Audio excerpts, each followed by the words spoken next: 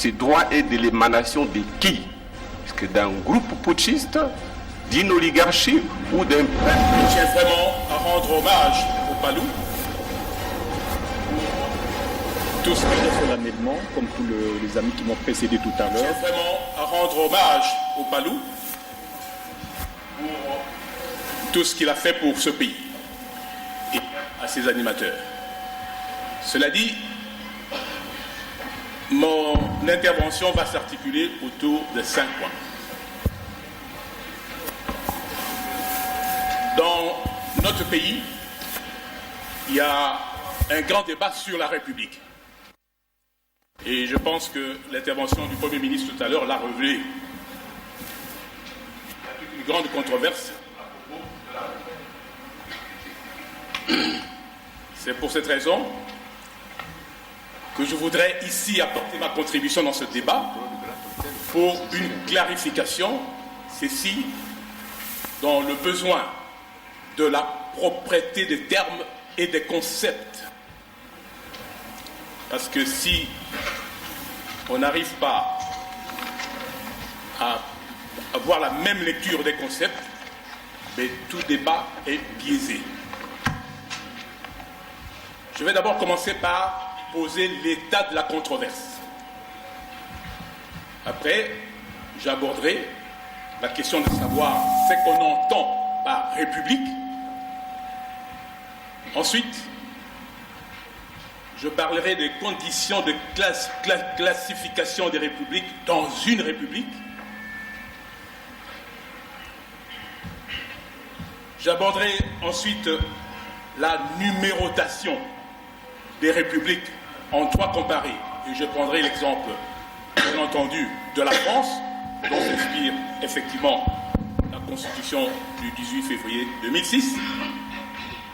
Et puis je reviendrai sur la numérotation, effectivement controversée, des républiques en République démocratique du Congo. L'état de la controverse. C'est pour ça que je titre mon intervention par l'introuvable Troisième République.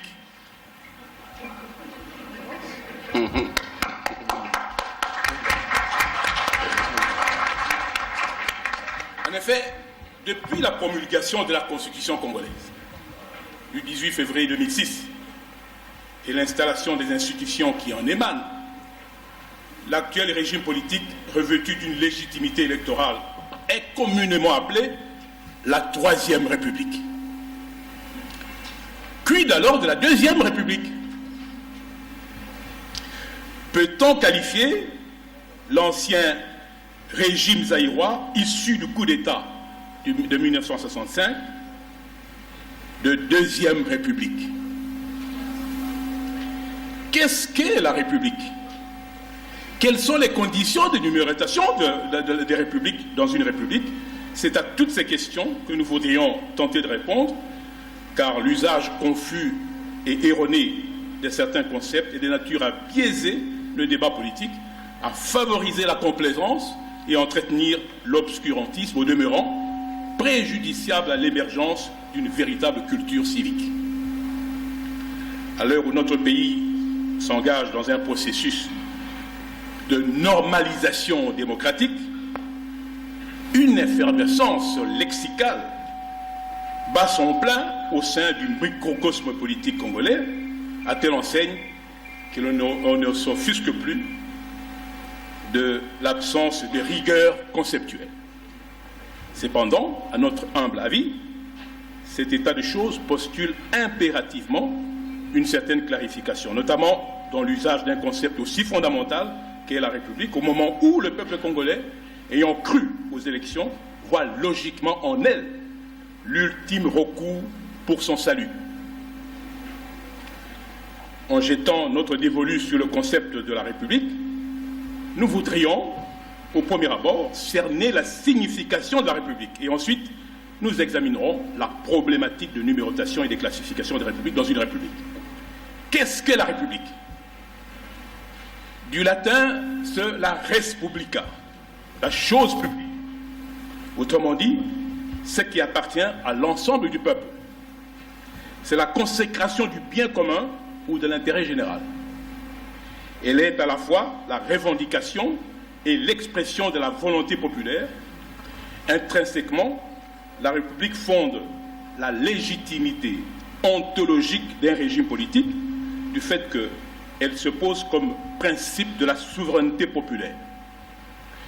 Elle confère au peuple les prérogatives dont jouissait jadis le roi. Régime politique modéré, la République rejette toute forme d'extrémisme négateur de l'ordre établi démocratiquement. C'est une conception du pouvoir, en somme, un état d'esprit, en ce sens que ses valeurs et ses principes, notamment la tolérance, la laïcité, la solidarité, l'égalité, la liberté, la justice sociale, la démocratie, le patriotisme doivent imprégner les attitudes de tout un chacun et a fortiori les comportements politiques. La haute idée de la République cristallise au IVe siècle avant Jésus-Christ, d'après les Romains. La République était opposée au pouvoir personnel et totalitaire. En effet, la République implique que les gouvernements exercent le pouvoir en vertu pas d'un droit propre, mais plutôt d'un mandat conféré par le corps social. C'est ainsi que Rousseau disait que tout gouvernement légitime est républicain.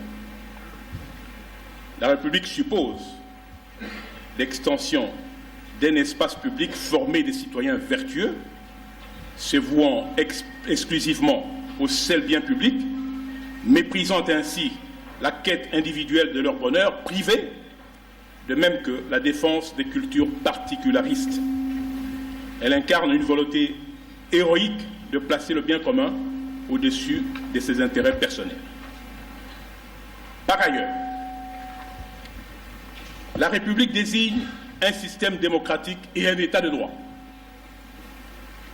Un régime républicain accorde l'importance à la volonté de tous, à l'égalité de tous, à la participation de tous et à la conscience de tous.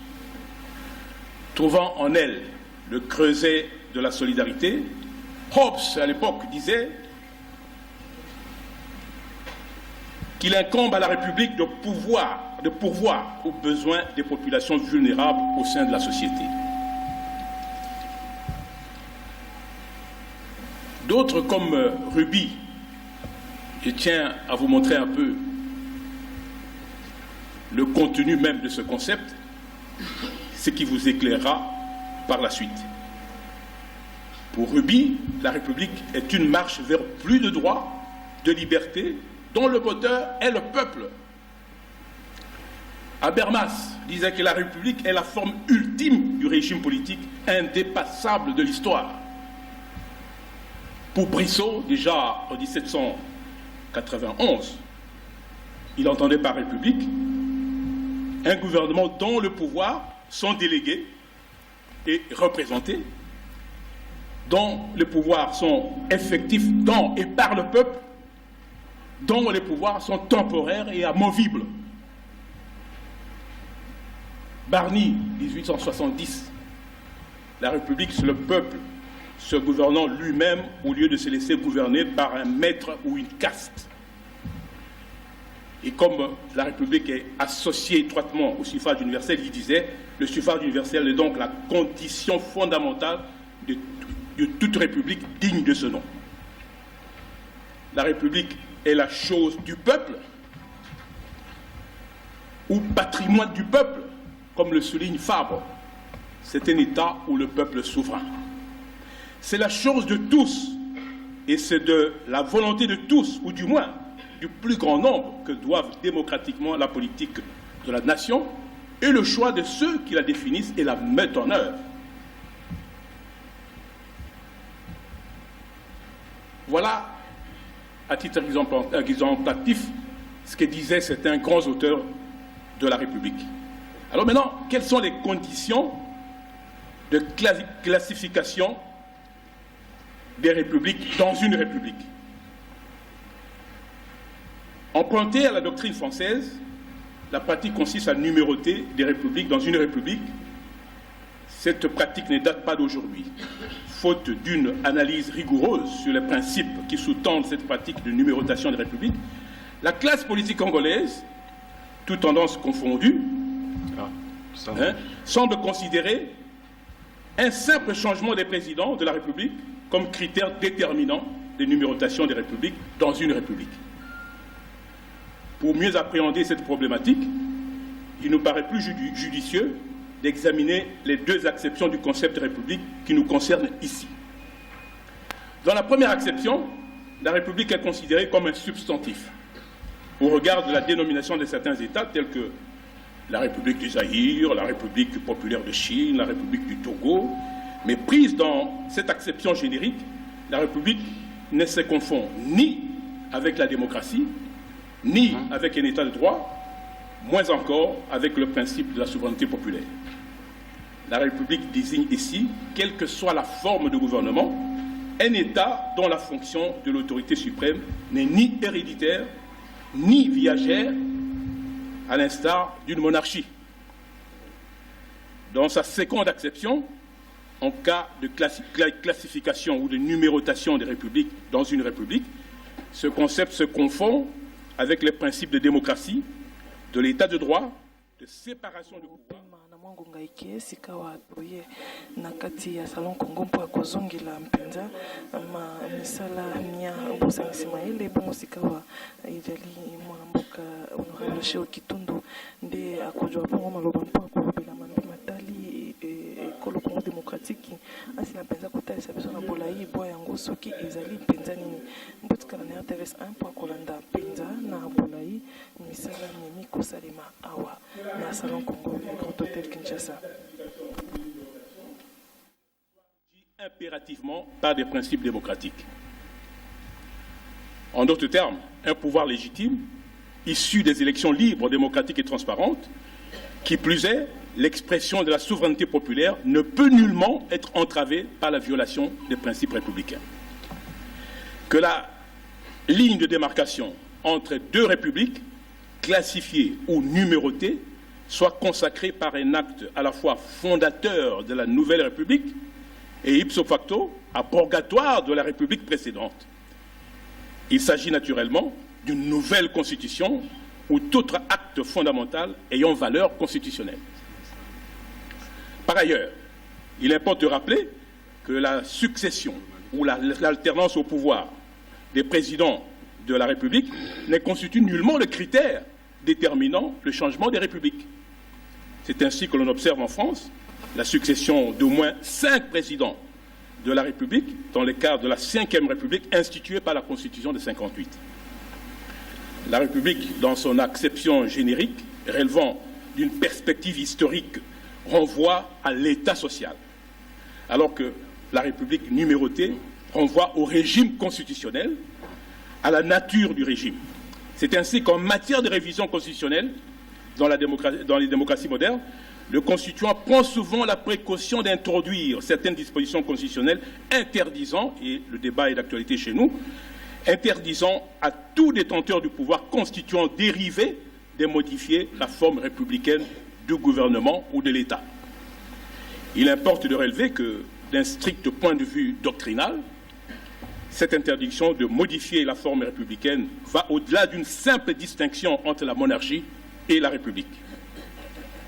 Elle suppose en effet l'existence d'un noyau dur des principes républicains qui ne peut pas faire l'objet de révision.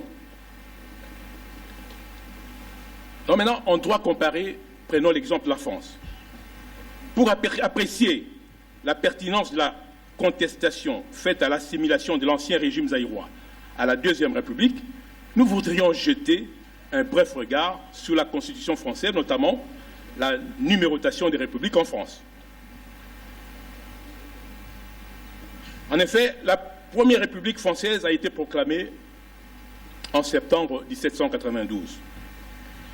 Elle fut organisée dans le cadre de la Constitution de septembre 1795 jusqu'en 1789. La Troisième République a été organisée dans le cadre des lois constitutionnelles de 1875 et l'avènement de la dictature traditionnaliste par l'acte constitutionnel du 10 juillet 1940, mis fin à la Troisième République dans des conditions d'irrégularité flagrante. Au lendemain de la Seconde Guerre mondiale, la Quatrième République fut consacrée par la Constitution du 27 octobre 1946 et la Cinquième par la Constitution du 4 octobre 1958. On peut constater que la première rupture de la succession des républiques en France a été marquée par le coup d'État de Napoléon Ier, d'où le retour au Premier Empire en 1804. La deuxième rupture a été consacrée par la loi constitutionnelle du 10 juillet 1940, en vertu de laquelle le maréchal Pétain s'arrogea de toutes les prérogatives, cumulant ainsi les pouvoirs exécutifs et législatifs. Comme cela a été relevé par plusieurs auteurs, en considérant l'appendice de Vichy, les Français n'étaient plus en République. Un petit commentaire à ce sujet. Vous savez, lorsque l'Allemagne nazie occupe la France, le général de Gaulle est à Londres. Qu'a dit le général de Gaulle? La République a pris le chemin de l'exil, et cet exil, c'était Londres. Et c'est de Gaulle qui parlait au nom de la République depuis Londres. Alors que le maréchal Pétain, qui est resté en France, était le chef de l'État. C'est comme disait le Premier ministre tout à l'heure. Donc il n'était plus le président de la République. Il était simple chef de l'État. Et ici, quand on parle des républiques, c'est effectivement en ce qu'elle contient certaines valeurs sacrées. Et ces valeurs sacrées, qui les représentait, qui les incarnait, c'est le général de Gaulle depuis Londres. C'est important que vous le sachiez. Alors maintenant, numérotation des républiques en République démocratique du Congo. Quelle qu'eût été sa durée, l'autocratie, donc le régime zaïrois, ne peut et ne saurait être assimilé à une énième république, pour des raisons qu'on vient de dire tout à l'heure. Ce serait vraiment mélanger les genres. En effet, la qualification de l'ancien régime zaïrois de deuxième république est si récurrente et controversée qu'elle nous interpelle tous depuis plusieurs années, particulièrement dès le début de la transition. Conformément aux principes qui sous-tendent la tradition française de classification des républiques, dont nous nous inspirons, la numérotation des républiques en République démocratique du Congo peut s'effectuer au regard de l'évolution politique et constitutionnelle congolaise. En effet, la première république, et c'est pour ça que je voudrais attirer l'attention de l'ancien Premier ministre, la première république du Congo a été organisée dans le cadre de la loi fondamentale du 19 mai 1960.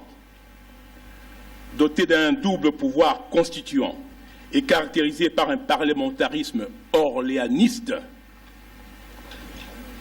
la loi fondamentale instituait un régime démocratique animé par un gouvernement issu des élections libres, démocratiques et transparentes de Patrice Emery Lumumba et du patriarche. La Première République fut interrompue par les violations successives de la loi fondamentale, notamment le 5 septembre 1960. C'est bien entendu ce jour-là qu'on a assassiné la République dans notre pays, ou du moins, si l'on prend une autre acception, c'est ce jour-là que la République a pris le chemin de l'exil. Pour faire un parallélisme ici avec De Gaulle à Londres. Je crois que ça mérite de...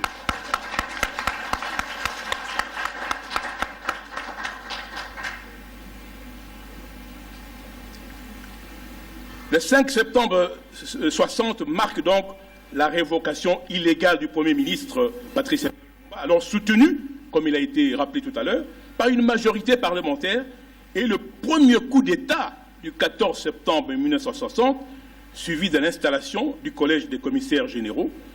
Cependant, sur le plan formel, c'est la Constitution de Loulo-Abour qui, en son article 203, abrogea expressis verbis la loi fondamentale. D'aucuns estiment que l'on peut, à certains égards, consacrer le concept de la Troisième République en vertu de l'adage, vous savez, en latin on dit « error communis facit ius, autrement dit, une erreur commune fait droit. Il considère que la Deuxième République serait née avec la promulgation de la Constitution de Louabourg du 1er juin 1964 et son éviction intervint en novembre 1965 sous l'empire de l'ordonnance-loi numéro 65/7 du 30 novembre 1965, précédée de la déclaration du Haut Commandement de l'Armée du 24 novembre 1965. Violant les principes républicains qui constituent le fondement des régimes démocratiques, l'ordonnance susvisée n'a fait qu'instituer une autocratie, négation même de la République, antithèse même de la République. Tout bien considéré, si l'on tient compte de la rigueur que postule tout discours politique et idéologique, l'option selon laquelle nous serions dans la Troisième République n'est ni pertinente, ni convaincante, et ne saurait être défendue pour plusieurs raisons, à savoir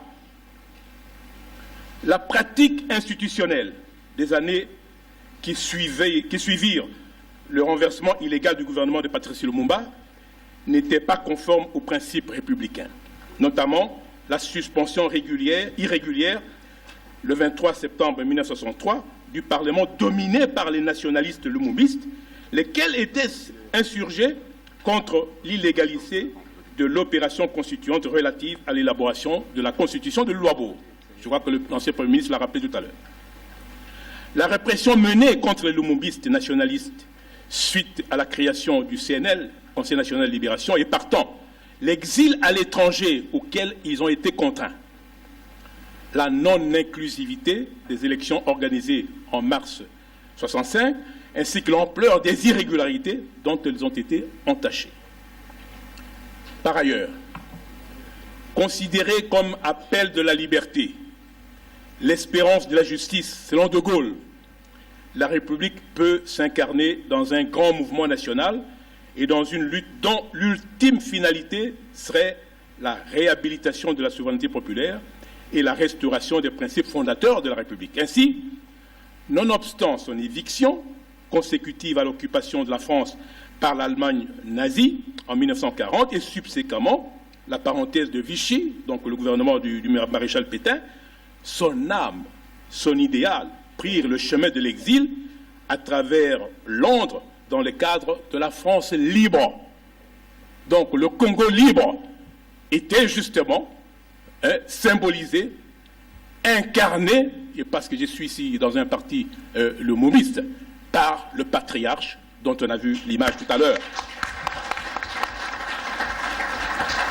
Dès lors, on ne peut pas ne pas établir un certain parallélisme avec l'éviction de la République au Congo, consécutive à la crise de légitimité du pouvoir qui naquit en République démocratique du Congo en septembre 1960, d'où le déclenchement du grand mouvement de contestation, provoquant ainsi l'exil forcé tant à l'intérieur qu'à l'extérieur du pays de plusieurs démocrates et nationalistes, ainsi que les multiples guerres visant la restauration de la République, entendue comme principe de légitimité.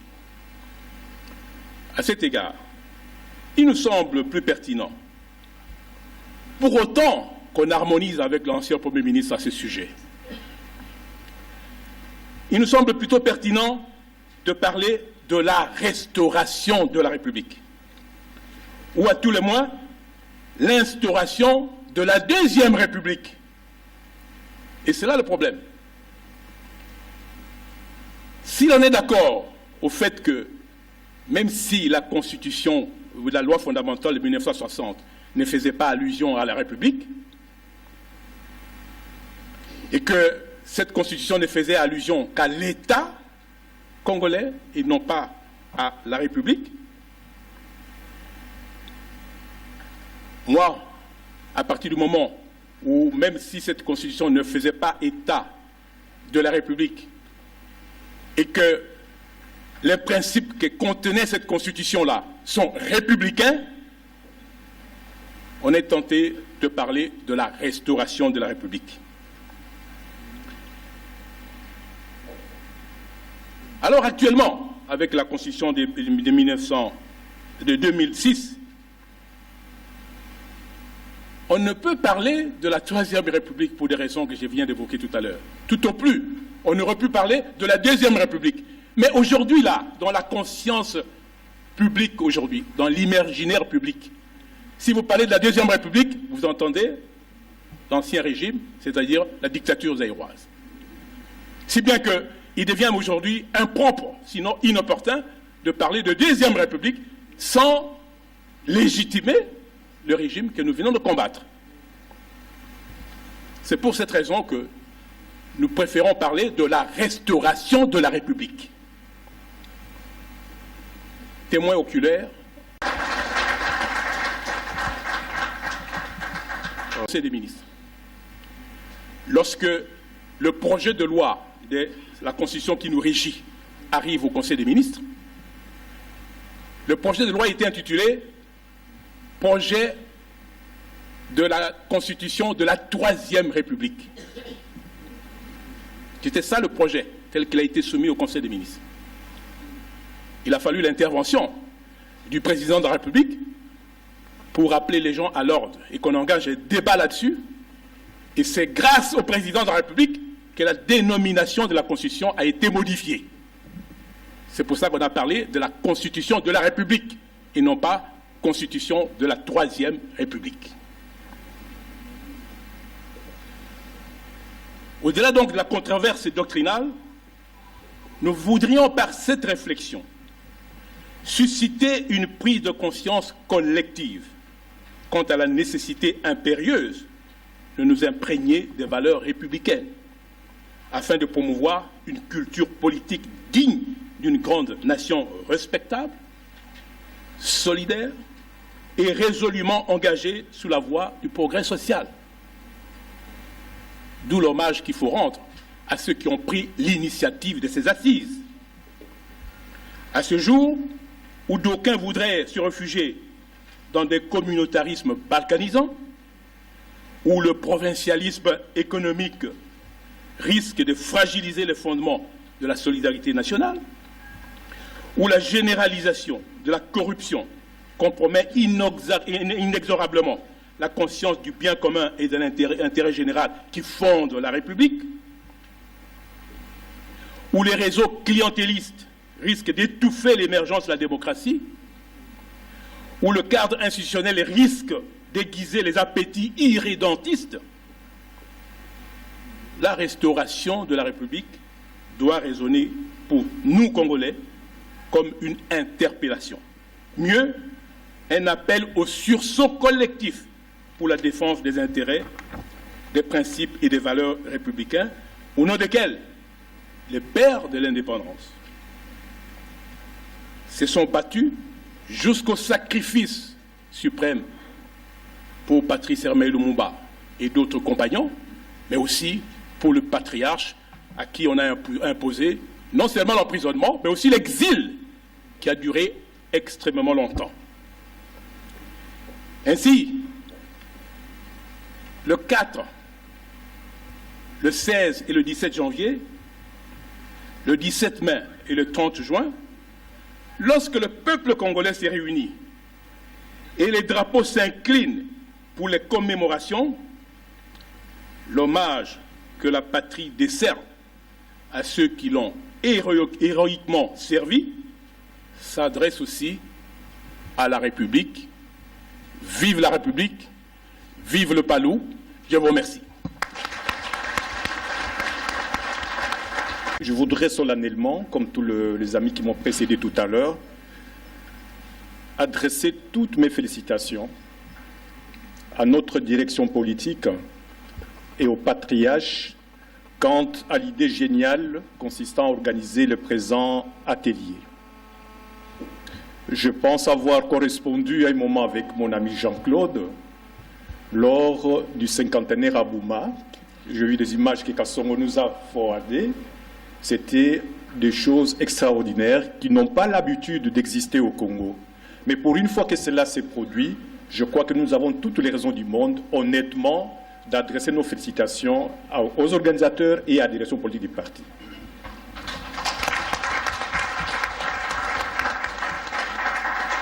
S'agissant de mon propos, Comme l'a dit tout à l'heure le modérateur, il s'agit de la suite de ce que l'honorable Che Okitundu a tout à l'heure exposé. Je reviens rapidement sur l'État et la République. Mais puisque je suis pratiquement le dernier à prendre la parole, j'ai au moins l'avantage, peut-être malheureux, de ne pas trop parler pour parler, de ramasser tout ce qui a été dit depuis le matin à propos de l'État et à propos de la République. Je voudrais peut-être, en termes de, je ne sais pas, de clin d'œil, pour Jean-Claude éventuellement et pour Madame Mandaïla ici présente, on a l'habitude de voir à la télévision des documentaires, surtout en Belgique, des documentaires sur le Congo. C'est toujours passionnant, l'histoire du Congo. Elle est toujours passionnante. Et très souvent, quand on vous annonce qu'aujourd'hui on va parler du Congo de 1960, et à la fin on nous dit « tout cela ne nous rendra pas le Congo ». Alors ici nous recherchons notre Congo à nous. Quel était notre Congo et comment nous pouvons nous le réapproprier aujourd'hui? Je crois que c'est la grande question de fond. Je vais m'expliquer tout à l'heure. Nous avons parlé de l'État, nous avons parlé de la République, mais je me pose la question, pourquoi faire? Un État, pourquoi faire? République, pourquoi faire? Parce que nous sommes déjà République démocratique du Congo. Mais qu'est-ce que nous cherchons encore? Pourquoi faire l'État? Donc il y a une autre question de fond à laquelle nous devons répondre, et je vais tâcher de vous y conduire pendant quelques dizaines de minutes. Mais avant de ce faire, je pense qu'il faut quand même nous revenir sur cette question de la notion d'État. L'État, c'est quoi? L'honorable Che Okitundu a eu l'amabilité de vous le dire tout à l'heure, mais c'est quoi encore la République? On a déjà défini, je vais y revenir tout à l'heure pour une petite nuance que je voudrais y apporter. Et le lien qui existe entre État et République. Est-ce que tous les États que nous connaissons sont-ils des républiques? Ou toutes les républiques sont-elles des États? On peut se poser des questions dans tous les sens. Mais ce qui est important, je vais insister là-dessus, c'est de savoir également que, généralement, une république est fondée sur une base de droit, sur la base du respect de règles de droit, sur la base du respect de règles qui organisent l'exercice du pouvoir dans une société déterminée, généralement. Mais ces règles-là peuvent varier. Une république peut être monarchique, un État peut être monarchique, quelqu'un qui prend le pouvoir pour lui seul, sans passer par les rouages qui ont été destinés ou déterminés par la loi fondamentale. Ça peut arriver. Il peut arriver également qu'on soit dans un État qui n'est pas une république, mais qui est démocratique. Je pense au Royaume. Le Royaume-Uni, c'est la reine qui dirige. Et c'est pour autant que le Royaume-Uni est un État, je voulais dire, dictatorial, moins peu démocratique que les autres. Donc, il y a toujours des liens possibles entre République et État, entre la démocratie qui est revendiquée par la République et les États. D'où d'ailleurs, tout à l'heure, je vais revenir là-dessus également, je vais les rejoindre, à propos de la classification de nos républiques ici au Congo, première, deuxième et troisième. On va y arriver tout à l'heure. En ce qui concerne l'État, j'ai 2 points exactement. D'abord, revenir rapidement sur la notion d'État. Qu'est-ce qu'on entend par État? Juste pour un petit élément que je vais ajouter. Et enfin, je vais reprendre la portée politique et juridique d'une république. Avant de conclure, est-ce que la République démocratique du Congo est-elle un État? Première question. Et deuxième question, est-elle une république? C'est en termes de provocation, mais on va y répondre. En ce qui concerne la notion d'État, on en a beaucoup parlé ce matin. On nous a dit, mais c'est ce qui est dit dans les textes, la doctrine, il faut un territoire, il faut une population, il faut un pouvoir effectif qui régule les relations entre les membres, entre les citoyens dans une société. Mais un troisième élément, un quatrième élément qu'on ajoute souvent, c'est qu'en fait, pour être un État, il faut avoir la reconnaissance des autres États. C'est ce qu'on appelle la capacité de contact avec les autres. Mais les termes techniques généralement consacrés, c'est qu'il faut être reconnu par les autres États. Vous avez beau avoir un territoire, vous avez beau avoir une population, et tout ce que vous voulez, mais si les autres États ne vous reconnaissent pas en tant que tel, vous ne serez jamais un État. On a le cas de la Palestine. On parle de l'autorité palestinienne, mais on ne parle pas de l'État palestinien comme tel. Parce qu'il y a une population, il y a des Palestiniens. Ils ont un territoire, c'est vrai, qu'ils se disputent avec l'Israël. Ils ont aussi une autorité, un pouvoir auquel ils obéissent. Mais ce n'est pas pour autant que la Palestine est un État.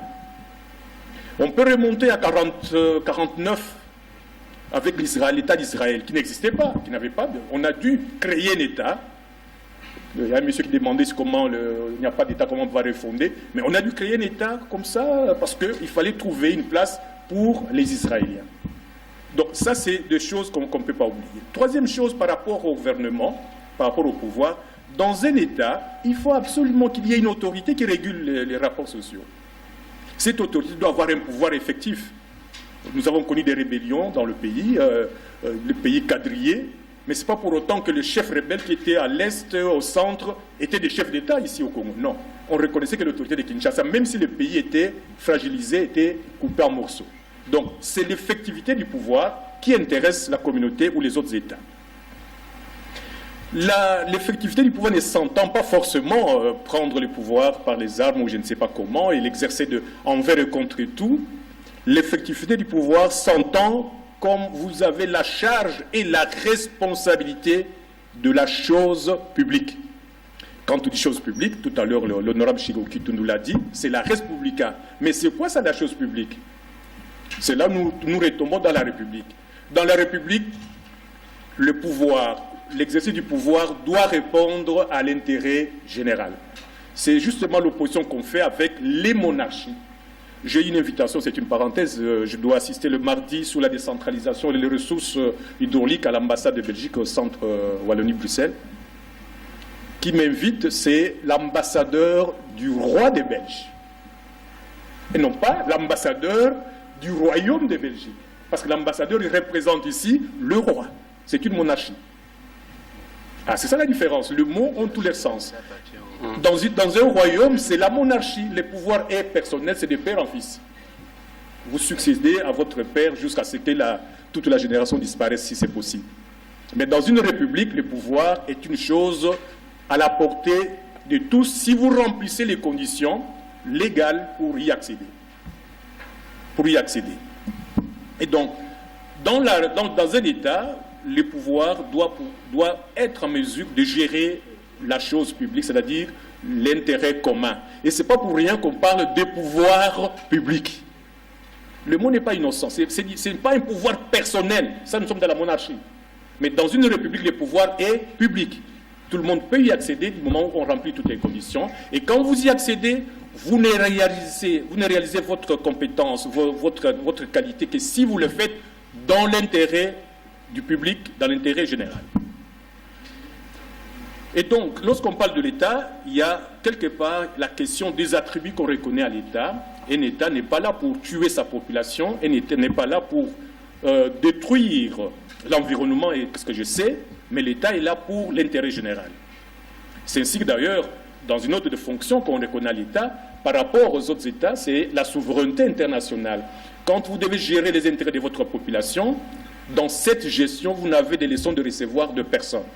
Parce que vous le faites en fonction du contexte de votre pays, en fonction des besoins de votre population, en fonction de vos lois, des lois qui vous régissent. C'est ça la souveraineté internationale. Mais souvent j'entends, oui, le Congo a accédé à la souveraineté nationale et internationale. Parfois c'est un lapsus lingué, c'est une petite erreur comment dirais-je, de passage, hein, parce que la souveraineté nationale n'appartient pas à l'État. L'État n'est pas souverain à l'interne. Prenez l'article 5 de la Constitution, la souveraineté appartient au peuple, pas à l'État. Sa souveraineté, c'est par rapport aux autres États. C'est ça la souveraineté internationale. À l'interne, c'est le peuple qui est souverain. Article 5 de la Constitution.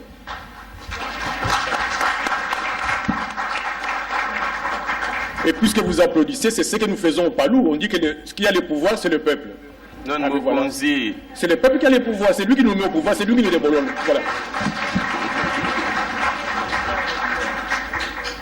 Donc ça, c'est en ce qui concerne l'État. Alors, en ce qui concerne la République, donc, rapidement, s'il vous plaît, je sais pas, j'ai promis 2 minutes, il m'en reste 5, je vais finir. Un peu plus, je vous en prie, alors vous êtes gentil, merci beaucoup.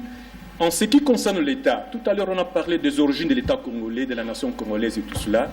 Le professeur Chibangu a commencé en 1885 jusqu'à 1908. Et puis il y avait une parenthèse en continu. En réalité, effectivement, l'État congolais débute avec l'État indépendant du Congo. Cet État indépendant du Congo, bien sûr, au départ, c'était une ONG, entre guillemets, mais cet État indépendant du Congo était reconnu par les autres États à l'époque.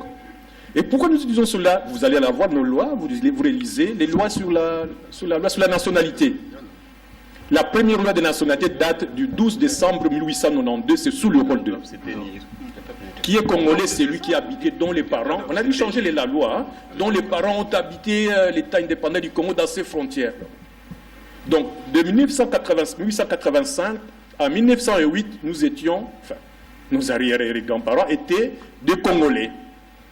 C'est en 1908, avec la cession du Congo à la Belgique, que le Congo n'était plus un État, il est devenu une colonie. Or, une colonie n'a pas le statut d'un État.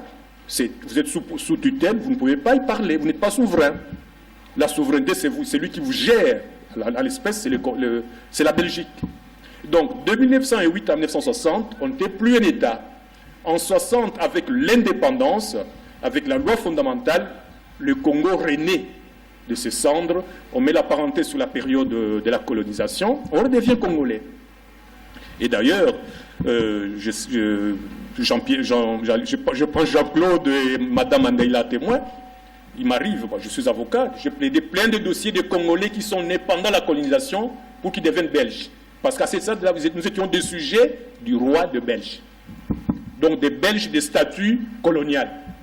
Voilà un peu la réalité. Alors maintenant, lorsqu'on remonte à cet état-là, cela signifie qu'aujourd'hui, on ne parlera pas de Première République parce que on était sous occupation. On ne peut pas comprendre qu'un État soit la propriété d'une personne, en l'espèce de Léopold II, qui n'est jamais arrivé au Congo. Et il gérait le Congo de la Belgique où il était. Et donc, on ne peut pas comprendre qu'un État soit la propriété d'une personne, mais c'était le modus vivendi de l'époque. Et là aussi, juste, je voudrais un peu insister par rapport aux origines de notre maladie, de la crise, des crises du Congo. C'est une des explications, c'est une des réponses à la question, est-ce que nous sommes un État, est-ce que nous sommes une république? Effectivement, si nous regardons, tout part de là. L'Association internationale du Congo. Le Congo était un bassin commercial ouvert à tous les pays, à toutes les civilisations. Liberté de commerce, liberté de navigation, et donc tous les pays, le monde civilisé pouvaient venir au Congo pour faire le commerce. Donc c'était ouvert à tout le monde. Et aujourd'hui, à quoi nous assistons? Au bassin du Congo. La forêt, l'eau de Lubangi, je crois qu'au Benga, je crois que le professeur Biyoabi Total, c'était là, je crois, avec Obenga aujourd'hui.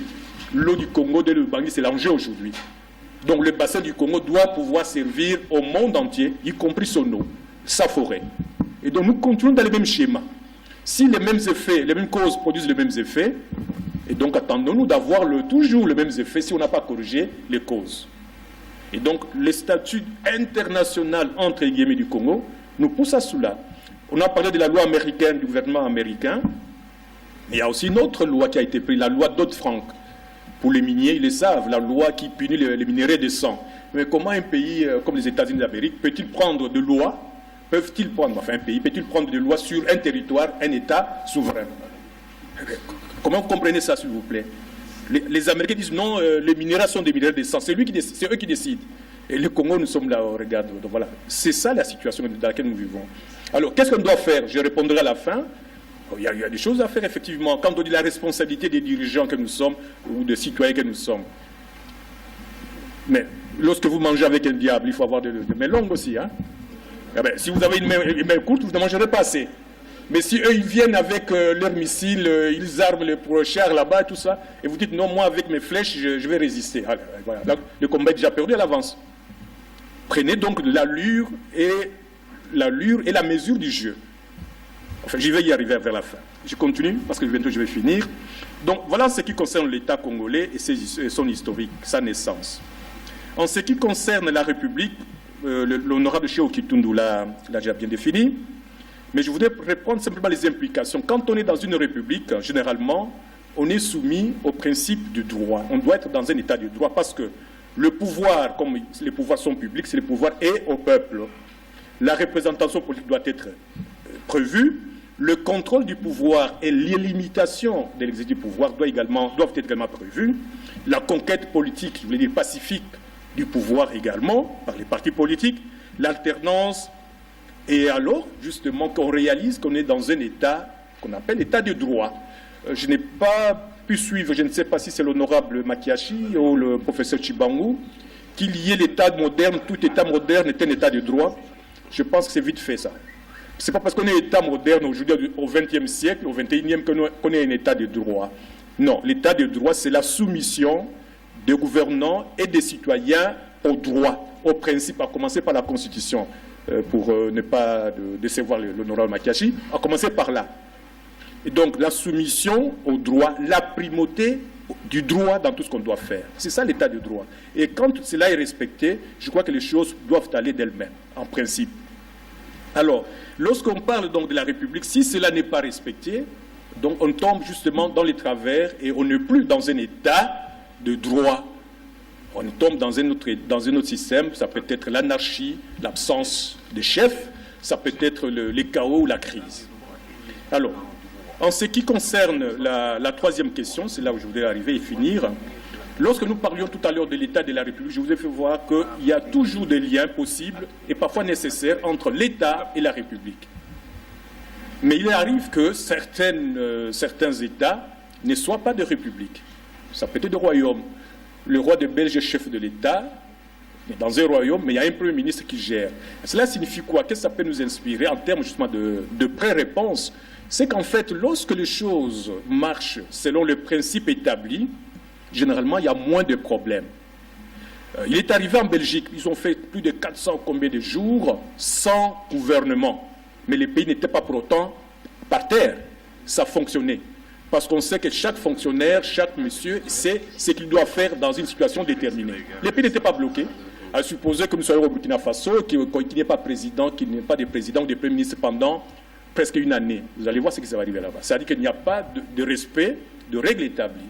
Donc, ce dont on a besoin, comme disait Obama, ce sont des institutions fortes, animées par des personnes responsables et qui ont le souci, justement, de l'intérêt général. Ce n'est pas de grands hommes comme les Camporé, je crois, Comparé. Oui, voilà, quelque chose comme ça. Blaise, Camporé, voilà, justement. On a besoin des États de chemins balisés. Alors, par rapport à la classification ou à la numérotation des républiques, j'adhère à l'analyse de l'honorable Cheo Kitoun, je ne suis pas le seul. Je crois que j'ai vu Kamoukouni dire la même chose, Joly, je ne sais plus, Bundawe peut-être, mais je ne sais plus. Mais lorsque on accède au pouvoir par un coup d'État, ce n'est pas la voie forcément la meilleure pour accéder au pouvoir. Le même raisonnement, désolé, honorable Cheo Kitoun, on peut également l'appliquer à l'AFDEL en 1997. Et donc, les auteurs mettent une parenthèse de la Deuxième République, du 24 novembre 1965 jusqu'à l'adoption de la Constitution de 2006, avec les premières élections libres et transparentes au Congo. Donc, ce qui précède au milieu là-bas, ce ne sont pas des républiques, parce qu'on n'a pas accédé au pouvoir par des voies prévues, justement, par les lois et la Constitution. Même si, c'est ça justement le revers ou le jeu de la communauté du droit international, vous accédez par les armes, mais après, bon, on régularise, on vous reconnaît, vous devenez un chef reconnu. Mais ce ne sont pas par ces moyens qu'on accède à ces pouvoirs-là. Voilà un peu les choses. J'ai vu ça chez des auteurs. Ils mettent en tout cas entre parenthèses non seulement la période du président Mobutu, mais également la période du président Kabila. Nous l'aimons, mais c'est la loi. Alors, ça c'est en ce qui concerne donc la classification. J'en viens donc à la dernière manche. C'est la question que je vous posais tout à l'heure. Mais on nous a parlé d'État, on nous a parlé de République, tout ça pour quoi faire? Mais est-ce qu'on peut être un État où on ne remplit pas les fonctions essentielles reconnues à un État? Est-ce que vous allez dormir nous allons dormir sur nos lauriers? Nous sommes République démocratique du Congo, mais ça nous suffirait. On est République démocratique du Congo, ça suffit. Pourquoi faire des élections, tout ça, pour dire que nous sommes... Non, le nom aurait suffi déjà, la dénomination. Cela signifie au-delà de, je sais pas, des symboles, au-delà des textes, au-delà de ce que nous affirmons, il faut chercher le véritable sens, le véritable exercice du pouvoir. On ne peut pas être président de la République si vous ne gérez pas le pays. On ne peut pas être président de la République si vous ne vous occupez pas de vos fonctionnaires ou je ne sais pas quoi. Donc, c'est cela. Ce n'est pas la forme d'accord, mais également le fond et la destination du pouvoir. Donc ce qui nous manque, ce n'est pas que le Congo, mais le Congo c'est un pays béni, on a tout. Mais pourquoi nous crevons de faim justement? Pourquoi si on a tout? C'est ça la question que je me pose. On a tout, ça veut dire que parce que soit on ne travaille pas, soit on n'encourage pas le travail, soit on ne fait pas bien le travail. Il n'y a pas autre chose que cela. Alors c'est ça que je disais tout à l'heure. Pour savoir si le Congo est un État, il faut dire, bon, le Congo, il y a un territoire, oui. Une population, oui. Parfois on ajoute, mais c'est un peu suspect, le vouloir vivre collectif, oui. Le Congo ne veut pas qu'on puisse balkaniser le Congo. Pour ne pas dire balkaniser, c'est bon, voilà. Ce n'est pas ça. Tout le monde veut vivre ensemble. C'est le héros national qui a dit ça. Que j'aime beaucoup. J'ai tous ces discours. J'ai tous ces discours. Que j'aime beaucoup, et puis c'est les Palous. Et donc j'aime bien quand ils parlent, parce que je me disais à cette époque, leur façon de parler, de comprendre les choses. Nous sommes en 60, de gens qui n'ont jamais été à l'université, s'il vous plaît. Ils étaient exceptionnels quand même, ces gens-là. Ils étaient exceptionnels, y compris notre patriarche, guitariste en plus. Donc voilà, ça se passe bien. Disons, lui, il avait fait l'université. Hein? Ça, je sais. Non, mais à la fin, tout cela. Alors, voilà pourquoi je me disais tout à l'heure que lorsque nous devons nous poser la question sur l'État et la République, c'est bon que nous puissions y réfléchir, c'est bon que les Palous y aient pensé, mais nous devons aller au-delà des mots, au-delà de ce que nous déclarons. Voyons, mais qu'est-ce que nous avons fait de la République et de l'État? Qu'est-ce que nous pouvons faire encore de mieux pour que la République avance, pour que nous allions de loin, plus loin possible? Ce n'est pas forcément nous reposer sur les lauriers, il faut aller de l'avant. Une République, un État, la première chose, c'est l'intérêt général. La deuxième chose, si c'est l'intérêt général, il faut développer le pays, politiquement, économiquement, ça va ensemble. Mais si nous sommes chefs pour ne pas avoir de sujet, le pouvoir n'a plus de sens. Comme on dit les chefs coutumiers, si vous êtes chef coutumier, si vous n'avez pas de sujet, en quoi consiste votre pouvoir? Mais si vous commencez à manger vos sujets, et après tu vous enterrera quand il n'y aura plus de sujets. Voilà un peu ce que je voulais vous dire. Je vous remercie pour votre attention. Je pense que vous allez faire ce que je viens de dire. C'est la deuxième qui n'a pas pu avoir lieu, ni la troisième. Même si là aussi, nous divergeons avec le prof Kangulumba qui a pensé que la parenthèse c'était jusqu'à l'actuelle constitution. Alors que nous, fondamentalement, nous considérons qu'avec l'actuelle constitution, on n'est pas encore rentré dans la République. Et parce que, fondamentalement, l'actuelle constitution, au-delà de ce qui est sanctionné de la manière que nous connaissons, sans corps électoral connu, rédigé par des inconnus que nous étions, parce que nous n'étions pas élus, eh bien, donc pour nous, ce n'est pas encore la République. La République n'est pas que le droit et l'organisation du pouvoir, mais la République commence par l'État en droit. Je dis l'État en droit, pas l'État des droits. La Constitution étant le premier droit. Ce droit est de l'émanation de qui? Est-ce que d'un groupe putschiste, d'une oligarchie ou d'un peuple organisé à travers un constituant élu, d'où les débats. Et donc nous considérons que les parlements, ça, pour revenir à ce que le camarade Shehu Kitundu, il a demandé qu'on puisse harmoniser, nous allons harmoniser publiquement. C'est que, oui, le débat est là, après le débat. Faisons d'abord la salle. Oui. Alors, deuxièmement, je voudrais poser la question au camarade Shehu Kitundu, c'est toute la question. Moi, je suis pressé, parce que c'est quelque chose qui me tient à cœur. Professeur, camarade Shehu Kitundu, la République est née quand? Est-ce qu'il faut restaurer la République? Est-ce qu'on l'a restaurée par l'actuelle Constitution? Au regard du principe fondateur, la loi fondamentale dit la Constitution, pour qu'on devienne une République, doit être rédigée par un constituant qui était fait de l'Assemblée nationale, du Sénat et du Président de la République. Est-ce que nous sommes revenus à ce principe-là? Sinon, mais alors comment y revenir? Ça m'intéresse beaucoup. Ok. J'aime bien le camarade Adolphe quand il est pressé d'entrer dans le débat. Mais on va faire comme on a fait le matin, un petit topo, 2 ou 3 minutes, pour synthétiser, pour recadrer tout le monde, parce que surtout vers la fin, j'ai vu que même le professeur Bioya, qui interviendra plus tard, voulait déjà poser des questions. Disons ce que les orateurs ont dit avant qu'on leur pose des questions. Le camarade Shehu Kitundu je ne le connaissais pas controversant comme ça, mais il commence par l'état de la controverse. Et tout de suite, quand il commençait à décliner, il a cité enfin son sujet que moi j'avais déjà vu parce que j'ai lorgné sur sa feuille, l'introuvable Troisième République. Et dans le cadre de cette controverse, on peut même dire l'impossible, mais là je pose la question, l'impossible Troisième République. Ça, la question reste ouverte, malgré la conclusion qu'il a dû donner là-bas, et le professeur Kangulumba revient, ça repose le terme du débat. Mais ce qu'il y a d'intéressant, c'est que dans le quid de la République, ça c'était son deuxième point, on retrouve, et ils reviennent tous sur État, République, mais on retrouve le même contenu de termes caractéristiques, sauf que cet après-midi, et notamment par notre ami Vincent, l'autre controverse, ça c'est pas Che qui le dit, mais c'est Vincent, la République ou l'État est-il né en 1960, comme on a entendu ce matin avec autorité péremptoire, ou c'était déjà, parlant de l'État indépendant du Congo, une république. Et là, le camarade Adolphe complétait très bien en disant, oui, vous deux, vous avez raison. L'un, sous l'EIC, n'avait pas de peuple souverain, mais l'autre, depuis le 30 juin 1960, avait un peuple souverain, le peuple congolais.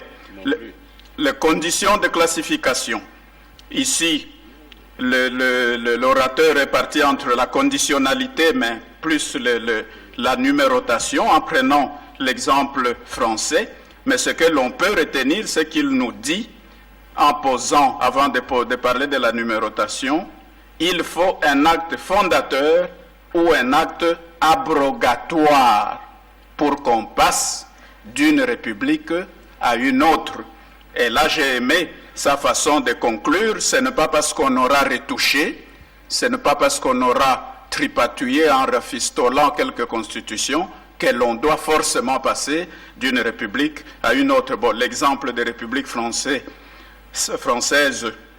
les historiens que nous sommes, nous avons entendu, mais ce qui avait d'intéressant, c'est qu'il part d'une petite phrase, la République a pris le chemin de l'exil.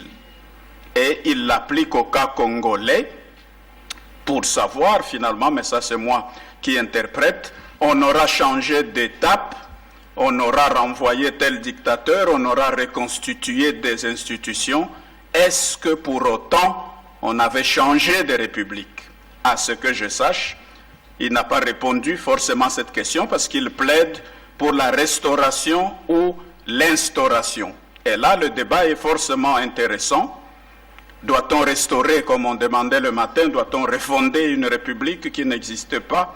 Doit-on l'instaurer, cette fameuse deuxième république? Et à l'entendre, on risque de dire que c'est finalement la deuxième république qui est introuvable, que la troisième, que les Congolais veulent à tout prix, parce qu'ils veulent mettre, comme l'autre juriste disait, comme ils veulent mettre entre parenthèses. Donc vous sentez que le débat Première République, Deuxième République ou Troisième République reste forcément un débat ouvert. On a assassiné la République, ça, comme le Lumbumbiste, on ne peut pas laisser ça distrait. Le 5 septembre 1960, la République congolaise était assassinée. Le professeur Kangulumba, l'État et la République. Pourquoi faire, même si c'est une république? Est-ce que toutes les républiques sont-elles constitutives d'un État? Il a répondu à la question. Il a parlé de reconnaissance internationale, de capacité à contracter, d'autorité régulatrice. Et il s'est appesanti sur la même question. Sommes-nous un État? Sommes-nous une république? Quand avons-nous commencé? Et là, j'ai cru comprendre, mais ça c'est moi peut-être qui lui prête ses intentions. Là, j'ai cru comprendre qu'il ne tranche pas.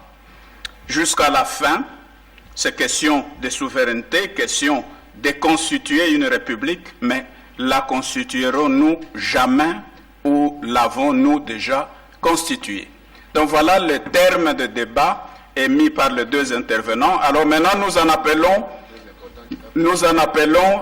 il y a un problème? Non. Ah bon, ça va. Nous en appelons au débat ouvert comme on l'avait tout à l'heure. Et ici, le match a déjà commencé, ne souffrons pas, on verra le score. On va aller dans le fond des choses.